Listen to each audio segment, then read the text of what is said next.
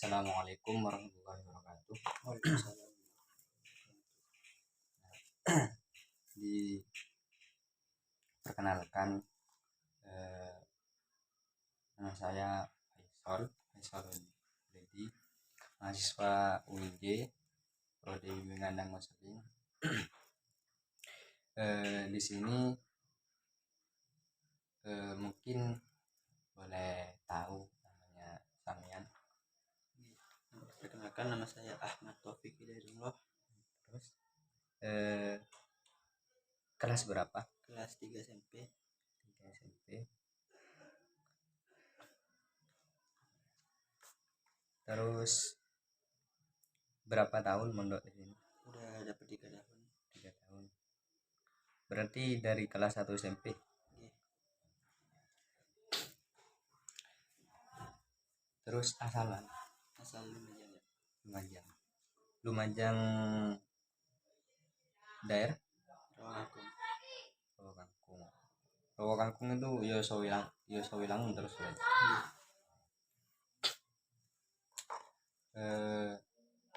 Jadi langsung aja ya. Jadi di sini saya ada beberapa aduan dari beberapa guru kalau Samian itu sering tidur di waktu jam pelajaran. Benar ya. Jadi gini, saya ingin melakukan konseling individu. Konseling individu itu proses bantuan yang diberikan oleh konselor itu saya kepada konseli itu Samian untuk membantu mengentaskan sebuah masalahnya Samian. Nah, tujuannya untuk apa? Nah, tadi itu untuk membantu mengubah perilaku, terus mengentaskan masalah dan bimbingan dan yang lainnya. Itu tujuannya. Di dalam layanan ini Samian itu jangan khawatir masalah ini ataupun masalah Samian punya masalah nanti masalah yang cukup berat Samian tidak bisa dihadapi ataupun malu untuk cerita kepada temannya, nggak apa-apa cerita ke saya. di proses ini di dalam BK itu ada yang namanya asas kerahasiaan. Asas kerahasiaan itu saya itu konselor itu tidak akan pernah membocorkan atau membeberkan rahasia dari konseling. Meskipun Samian mau cerita tentang apapun, entah itu tentang mencuri, itu saya tidak akan membeberkan. Itu namanya asas kerahasiaan. Terus ada juga asas keterbukaan. Keterbukaan itu Samian itu harus terbuka ke saya. Jangan ada yang dipendam. Semua yang ada di pikiran Samian, di Samian itu harus ceritakan. Ya, harus ceritakan semua. Jangan intinya itu jangan ada rahasia di antara kita. Ya. Terus yang terakhir itu ada asas kepercayaan. Asas kepercayaan itu Samian harus percaya ke saya harus percaya ke Samian bahwa akan baik-baik saja dan masalah Samian itu akan teratasi. Samian percaya ke saya kalau saya bisa bantu. Iya, percaya. Terus masalah Samian akan tidak akan terbeberkan ke orang lain, percayakan ke saya. Iya, percaya. Nah, jadi itu mungkin dari yang saya jelaskan itu ada yang mau ditanyakan sebelum saya lanjut.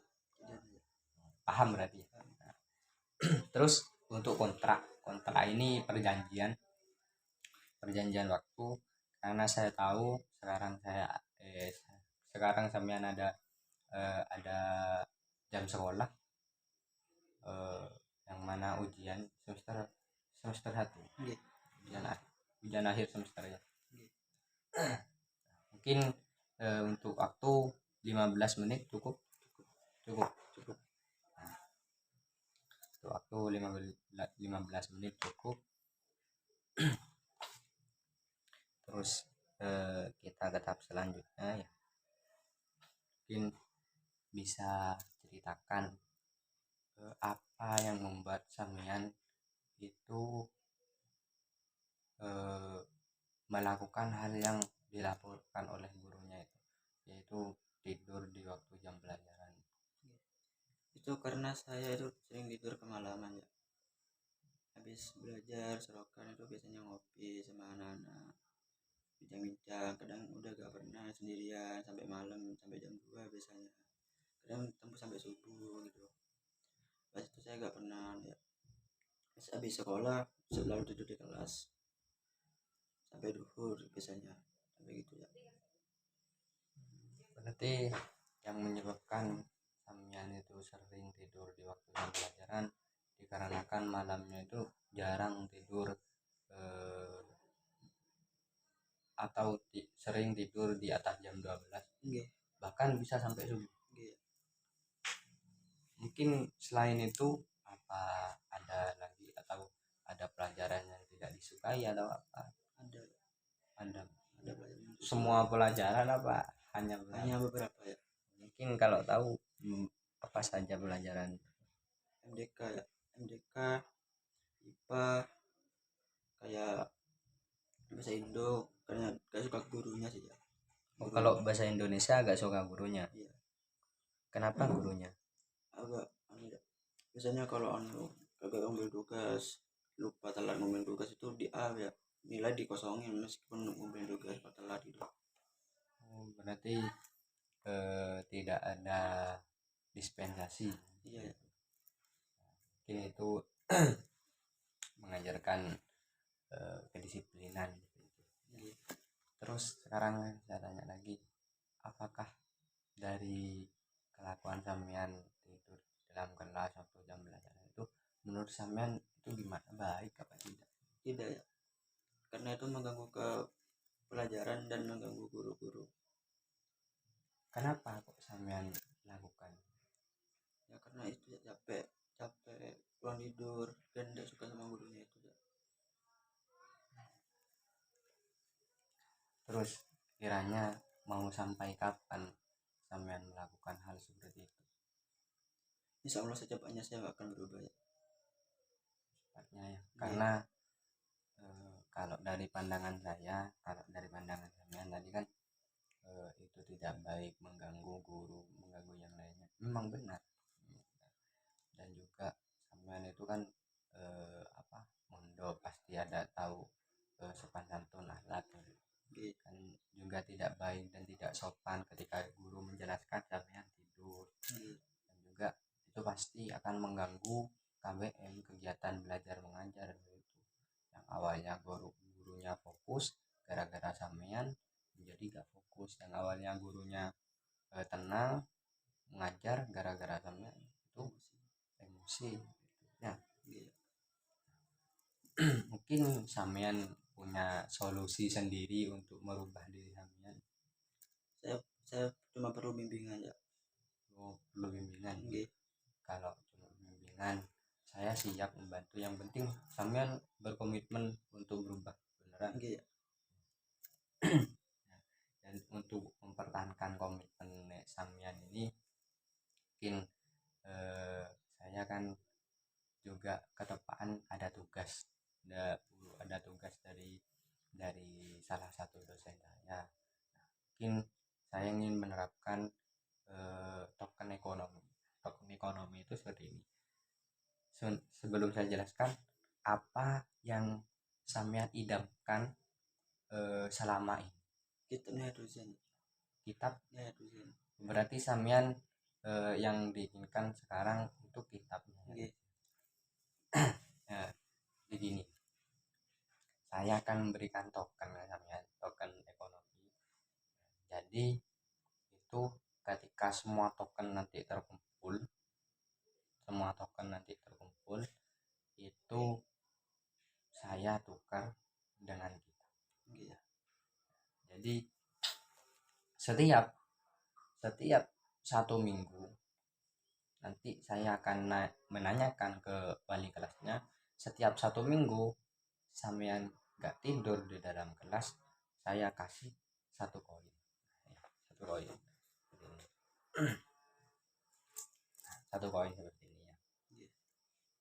terus 1 minggunya lagi sampean nggak tidur, sama nggak tidur selama 1 minggu, saya kasih koin lagi sampai itu sampean mendapatkan 10 koin. Baru 10 koin ini bisa ditukar dengan kitab Nihayatul Zen dari saya. Paham berarti ya? Paham ya? Selama 1 minggu sampean nggak tidur, minta ke saya atau saya kasihkan ketika nanti tanya ke wali kelasnya. Ya, sepakat berarti ya? Sepakat ya. Sanggup? Sanggup. Jadi saya siap memberikan kitab yang sampean idamkan. Yang penting tingkah laku sampean yang awalnya seperti itu bisa dirubah dengan menggunakan insya Allah token ini ya. Iya. Mungkin seperti itu. Paham ya? Paham ya. Mungkin ada yang mau disampaikan lagi karena waktu kita cuma sedikit. Yang saya mengerti dalam BK ya, BK tidak seram yang saya maksud ya. Dan dulu saya waktu SD tuh dipanggil guru BK tuh sampai lari ya, lari ke bolos gitu ya, bolos sekolah. Ternyata saya udah masuk pondok sini capek nerangin BK gini-gini, ternyata gak seram yang saya pikirkan ya. Jadi BK itu sebenarnya bukan cuma ngurusin anak-anak yang bermasalah ya.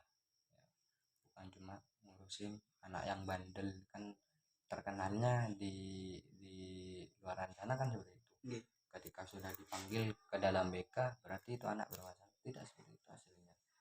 Jadi sedikit pengetahuan untuk sampean, BK itu membantu semua siswa yang ingin dibantu. Sampean punya kendala dalam belajar, dalam karir ya, contoh karir nanti ke kelas 3 kan, sudah kelas 3 kan, kelas 3 SMP ini bisa sampean minta bimbingan, saya atau Pak, saya ini harus meneruskan ke jurusan mana, bakat dan minat saya nggak tahu. Nah, bisa nanti dicek sama BK-nya bakat dan minatnya itu. Nah, nanti ditujukan oh sampean cocok di SMA atau SMK itu, jurusan ini atau jurusan ini karena bakat sampean ini. Jadi semua siswa yang ingin dibimbing atau dikonseling sama guru BK itu bisa, tidak hanya bermasalah. Kalau bermasalah, kalau sampai ada laporan itu berarti terlalu parah seperti itu ya. Nah, untuk sebelum diakhiri, apa kesan dan pesan sampean dari kegiatan ini? Jadi saya dari kejadian ini memperoleh ya bahwasanya tidur di dalam kelas tidak baik dan itu mengganggu pelajaran terhadap guru. Dan kesannya saya memberikan itu BK tidak seseram yang saya pikirkan. Ternyata guru BK itu bisa membantu anak-anak untuk menjalani jalan yang lurus ya. Dan saya yakin saya pasti bisa berubah ke depannya ya.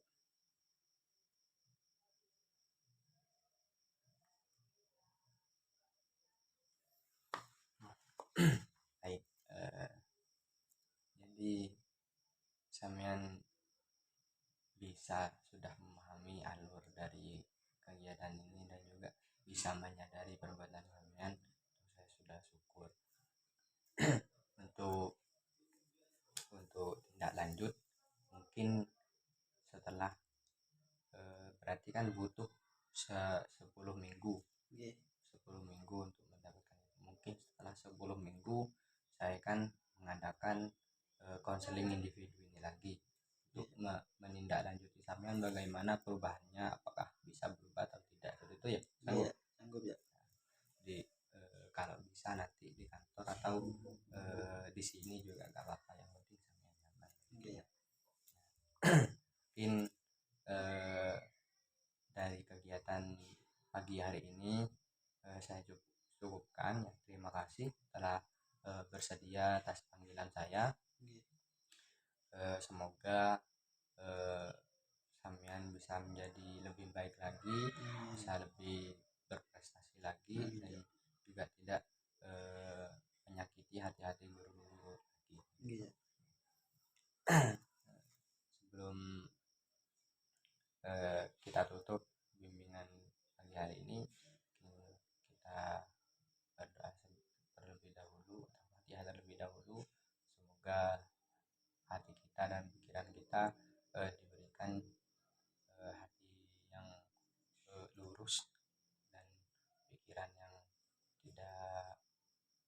dijauhkan dari pikiran yang tidak baik. Al-Fatihah.